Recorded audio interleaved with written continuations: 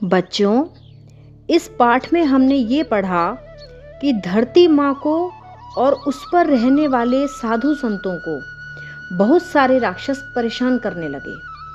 अब आप सोच रहे होंगे कि जिनके बड़े बड़े दांत होते हैं, जिनके बहुत बड़े बड़े नाखून होते हैं, जो बहुत लंबे चौड़े होते हैं, वो राक्षस होते हैं। लेकिन बच्चों, राक्षस केवल ऐसे ही नहीं होते। जब हम लोग ऐसे गलत काम करते हैं जिससे पृथ्वी को, प्रकृति में रहने वाले जीव जंतुओं को और अच्छे लोगों को परेशानी होती है, तब हम सभी लोग राक्षस रूप में ही हो जाते हैं।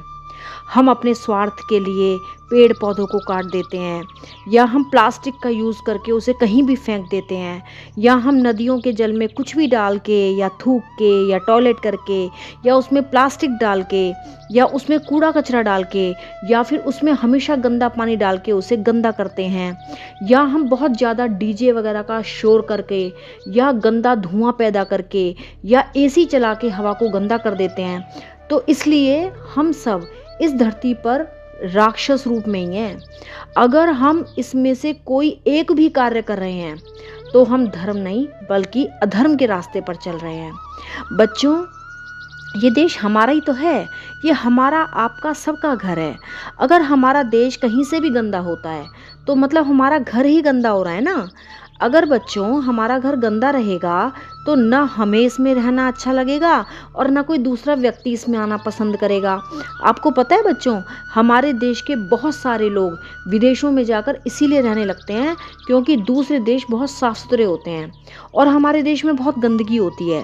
लेकिन आप सोच के देखो कि अगर हमारी माँ बीमार हो जाए तो हम उसे ठीक करने की कोशिश करेंगे या उसे छोड़कर भाग जाएंगे और किसी और को अपनी माँ कहने लगेंगे? नहीं ना। अब आप कहेंगे कि केवल हमारे साफ रखने से क्या होता है, दूसरे लोग भी तो आकर गंदा कर देते हैं। तो बच्चों एक बात बताओ, अगर जैसे हम अपने घर को बहुत प्यार करते हैं और उसे साफ सुथरा रखते हैं, अब मान लो कोई आकर हमारे घर में कूड़ा करकट डाल के चला जाए, तो हम उसे कूड़ा डालने से रोकने की कोशिश करेंगे या खुद भी बहुत सारा कूड़ा लाएंगे और अपने घर में डाल देंगे क्योंकि दूसरे लोग भी डाल रहे हैं? इसलिए नहीं करेंगे ना ऐसा। तो इसलिए बच्चों, अपनी धरती माता के लिए हमारा ये धर्म बनता है कि हम जहाँ भी हों, जैसे भी हों, अपनी धरती माँ को हमेशा साफ सुथरा रखने का प्रयास करें। दूसरे लोगों को रोकने की शक्ति अगर हम में नहीं है तो कम से कम हम तो अपनी धरती माँ से बहुत प्यार करते हैं ना, तो हम कोई ऐसी कोशिश करें जिससे हम प्लास्टिक का यूज़ बंद कर सकें, क्योंकि इससे हमारी धरती माँ को बहुत ज़्यादा नुकसान हो रहा है।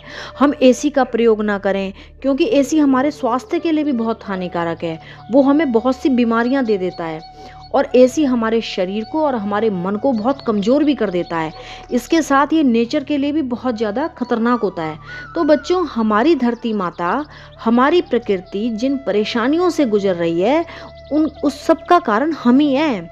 लोभ, लालच, आलस और झूठे अहंकार की वजह से आज हमारा मन बहुत कमज़ोर होता जा रहा है, जिसकी वजह से हम में धैर्य की बहुत ज़्यादा कमी होती जा रही है। तो इसके लिए बच्चों, हम सबको प्रकृति की सुंदरता को बनाए रखने की ओर काम करना पड़ेगा। बच्चों, पता है धरती माँ हम सभी को बहुत प्यार करती है, तभी तो धरती माँ हमारा भार सहती हैं, हमारी गंदगी बर्दाश्त करती हैं, लेकिन फिर भी वो हम सबको खाने को फल देती हैं, अन्न देती हैं, हमें रहने को घर देती हैं, पहनने को कपड़ा देती हैं।